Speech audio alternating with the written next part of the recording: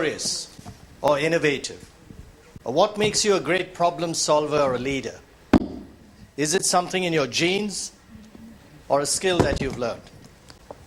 On a hot summer's day in 2008, two village girls, Rani and Roja, children of poor farmer and a carpenter in Andhra Pradesh, sat under a tree to escape the sun. Sensible thing to do in the hot Indian summer, right? Well, as they were sitting there, Rani looked at Roja and asked, "Hey Roja, do you ever wonder why you feel cool or cooler sitting in the shade of a tree?" And Roja thought for a second and said, "Yeah, well, maybe it has something to do with the fact that the leaves and branches of the tree shield us from the sun rays." And the girls talked about it some more, and suddenly the aha question popped out. Would different leaves have different cooling effects? Now that question became a project titled very appropriately, "The Cooling Effect of Leaves." And 9 months later, working with instructors from the Agastya Foundation, which I head, the girls won a prestigious Intel Iris National Science Award, competing with the best and brightest kids from across India. 1,000, 2,000 project submissions, and I think that year there were 34 prizes. And for the last 5 years, children like Rani and Roja that we've been interacting with and working with have been winning these awards. So what do you learn from this story? I think it's the value of curiosity, the spirit of inquiry, the magic of wonder, the power of passion, staying with a problem. In fact, Einstein attributed his great discoveries and insights to curiosity, obsession, and dogged endurance. So the mission of Agastya Foundation is to spark curiosity and nurture creativity and confidence, very important, in economically disadvantaged kids and school teachers across India through primarily hands-on interactive science education. But science education is only a means to an end. It's not the end in and of itself. And we are touching today nearly 1 million children a year through mobile science labs. We have 75 mobile science labs that crisscross the country in about 12 states in India.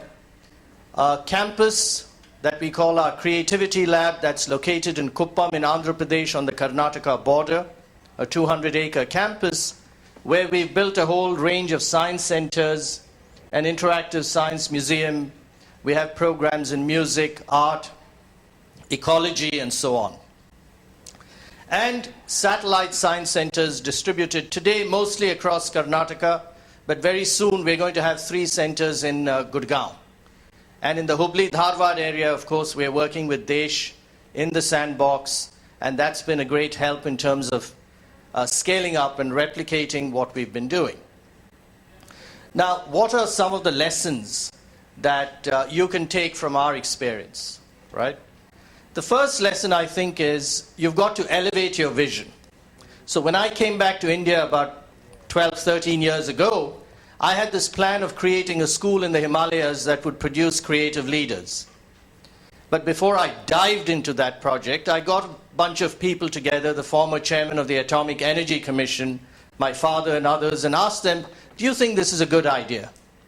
And everyone said, "Look, what India lacks is the creative spark, the innovative spark." Yes. But if we're going to end up building a school, well, maybe that'll solve the problem, but we find that on average, a lot of very smart people leave India and go abroad. So if we have this elite school and we produce these graduates and they go away abroad, we may get some satisfaction, but is India really going to benefit? Unless people like Desh and others come back and, recycle it. So we said, okay, maybe we've got to elevate our vision. Rather than build a school, let's build a school for schools. Let's create a scalable model. So Iyengar, who had been part of the team that built the atom bomb, said, "Look, Ramji, this is how we built the bomb." And at every stage we found we didn't get enough people from the system with a creative bent of mind, people who could think out of the box. So yeah, we succeeded, and we can handle the American sanctions. This was 98, because we have some 20, 50,000 engineers and scientists and so on. But where we've dismally failed is in disseminating the scientific temper to the masses of India. what he called cause-effect thinking. We're not able to think through that if you did something, it'll have these effects. And, second and third and fourth order effects. And these are things we can't take for granted. They can be taught and learned at the school level. So we said, okay, let us create a model. So early on, we designed a model that was inherently scalable, or potentially scalable, at least conceptually. So elevate your vision. The second is to have an inspiring mission that's simple and easy to understand. So our mission is to spark curiosity. And I found a lot of people relate to it after asking a few questions, and many can relate to it immediately. Certainly when I went and saw Rakesh Jhunjhunwala, who's one of our biggest supporters, financial supporters, Rakesh said, the reason, Ramji, I decided to commit, and he's committed over 100 crores to us over a period of time, is that I am what I am because my father allowed me to be curious. So you're the first guy who came. If we don't do this, there's no hope for education in the state. So come up with a mission that's very inspiring to your staff as well as to your stakeholders, supporters, and so on. The third thing we learned is go where no one's gone before. When I met Dr. Kalam back in 2003, he said, you've come back from abroad and it's a worthwhile thing that you're attempting to do, but the biggest have in this country is everyone wants an air-conditioned office in a city with a table and a secretary. Nobody wants to venture out. So unless you go out, get out of Bangalore and do whatever you want to do at the grassroots, I'm afraid you may be wasting your time. So we decided, well, this was before the Kalam meeting, that we'd set up our campus in a very remote area because that's where we could get the land, by the way. And in a sense, it turned out to be a blessing in disguise, away from all the intellectual capital, which is not the sort of thing you'd want to do normally, right? The sensible thing would be to be close to the intellectual capital. We did the opposite. And that had its own hurdles and so on and so forth. But today, that campus is attracting a lot of intellectual capital. So it's a kind of reverse thing. How did we hit upon our mobile science lab? Well, we had a traditional model. We'll build this Taj Mahal on campus. But guess what? We ran out of money. So no Taj Mahal, at least not for a while. So what do? You've got to stay in the game. And somebody said, look, Ramji, I think you've got it wrong. Let's not wait for people to come to us. Let's go to the people. How do you do that? How about a mobile science lab? And that's how the mobile science lab program originated, purely out of necessity, desperation. And today people say, wow, that was really innovative. You must have spent a lot of time thinking through it, right? Well, it just happened. It was sort of a battlefield innovation. So staying open, going where no one's gone before. We used to run these science fairs where we again had a traditional model of getting teachers to come and teach experiments to children. Well, guess what? Again, not enough teachers willing to do it for whatever reason. And we thought, hey, we're in a fix. Another crisis. And this time somebody said, actually nobody said, some young girls came up to us, Muslim girls, with their burqas and all that, and said, look, you have a problem, right? You don't have enough teachers and you're going to run the science fair. I said, yeah, what do? They said, look, if you train us, we can be your teachers. And they were school kids. And they got about 100 other friends of theirs to come in and we trained them, no option. And it turned out to be a hugely successful science fair and led to one of our most transformative programs called the Young Instructor Leader Program, where we teach children to teach children. The point I made about instilling confidence as a foundation for leadership. And these are the kids who've been winning these awards at the national level. So time and again I've found, if you go where no one's gone before, in fact, do the opposite of what people tell you to do often is a very good way of clarifying what to do. Because we all get, very nervous when 10 wise people tell you do this, do that, and there are different thoughts, and you don't know what to do. Sometimes the best thing to do is to say, look, you say it's black, I'll insist it's white, even if it's black. And that might just open your mind up to some other possibilities. Certainly it's worked for us in the foundation. And from mobile science labs and big vehicles, we've now got a lab on a bike We've got a lab in a box and lots of other little innovations. And the challenge is to keep that innovation engine running, if you like. The next learning is hire people with a BEE degree. And that's not Bachelor of Electrical Engineering. I know we are at IIT, so that's not something I should be saying. It stands for Bachelor of Energy and Enthusiasm. Right? The kind of work we do in the villages, it's hot and dusty, requires a certain kind of individual, unflagging spirit. So we found, get these young people, many of them don't have degrees, some of them have very modest degrees, but train the hell out of them and inspire the hell out of them. The next learning is, in an environment where there's so much focus on outcomes, well, what is an outcome? Life is very complex. Things are very oblique.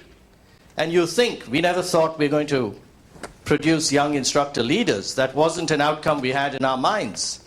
But that turned out to be a very important output. So don't get too hung up early on outcomes. Focus on the process. If you think you're doing the right thing, providing the right sorts of inputs, then wait a while before you see what sorts of outcomes those inputs lead to. As opposed to, this is the end result I must show.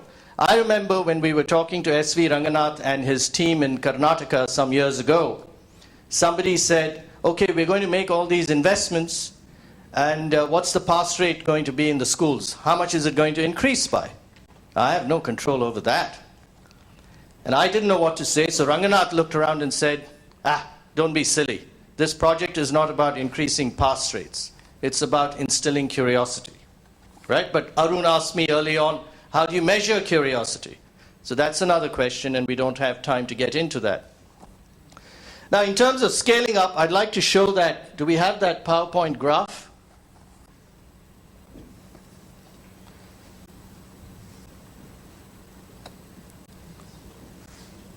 Got it?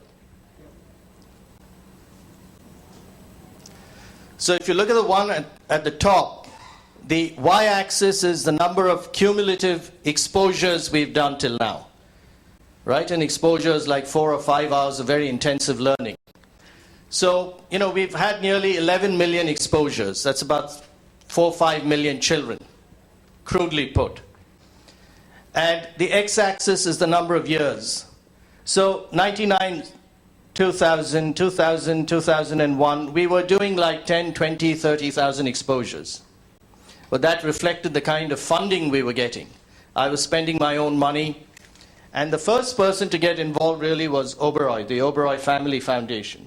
That gave us some confidence that a really smart guy, a partner at Goldman Sachs, felt that we were doing the right sorts of things. So that, kept the juices flowing. And then in 2002-03, Rakesh Jhunjhunwala told me, I'll give you one mobile lab. And a year later, he said, I'll give you the second mobile lab. So it kept going till about 2006-07, when he said, look, Ramji, it doesn't make sense for you to go around with a begging bowl each time. And now how about another mobile lab in the 4th and the 5th and the 6th and so on? Why don't I make a commitment? Let's agree on a long-term plan, a 10-year plan that's sustainable in terms of the ideas and in terms of the metrics that you feel you can achieve. And I'll commit X number of crores, which he did. So that allowed us in 2006 timeframe, it gave us the confidence to really start accelerating and moving up the curve. And then I met Desh, and the Deshpande Foundation came in about 2007-08. And that was the private sector, the most important sources of funding at critical points in time in our evolution. And then about 2007-08, the government of Karnataka, the Sarva Siksha Abhiyan, came to us and said, these are interesting ideas. We'd like them in all the districts in Karnataka. So we said, well, we don't have the money to scale up. And they said, well, we'll pay the operating costs if you do the capital expenditure. So as somebody was talking about PPP, we said, okay, with Jhunjhunwala's money, we'll buy the mobile labs and let the government fund the operating costs. So that began to spread. And we were doing a similar thing in the Hubli-Dharwad area, where Desh was funding both the capital and the operating costs. And then in about 10-11, the government of Karnataka said, how about if we replicate your campus in Karnataka? So we came up with a plan to create a hands-on science education ecosystem. And we're in the process of building that ecosystem out. And that's a huge investment by the government. But back in 2008, I got a letter from the National Knowledge Commission saying, would you participate in one of our working groups? Which I did. They said, your ideas are very out of the box, Agastya's ideas. A team came to Kuppam, saw our campus, and said, can you make a presentation on how this could be scaled up across India, which I did. You know, it's not rocket science. It could have been done. Hasn't happened. And I'm not saying we should have done it. In fact, I said Agastya is not capable of scaling up or replicating at that level, and we may not even be interested, but here's a mechanism through which it can be done. And it's not huge amounts of money either, you know, given the impact it can have on a national basis. Stirring up curiosity, creativity, unlocking the creative potential, which a lot of pundits say is one of the 10 most important challenges of the 21st century. Well, it hasn't happened, for whatever reason. But the government of Karnataka certainly responded. We're talking with the government of Gujarat, Bihar. Dr. Kalam took a personal interest and introduced us to Mr. Nitish Kumar. So let's see, you know, things might work out. So we are at that stage. Does look impressive, but it's nothing compared to the potential size of the market. Those graphs should be at least 10 times higher. But to get there, we're going to need significant support from government, because they're the only ones with the muscle and the distribution system to enable that level of scale up. Thank you.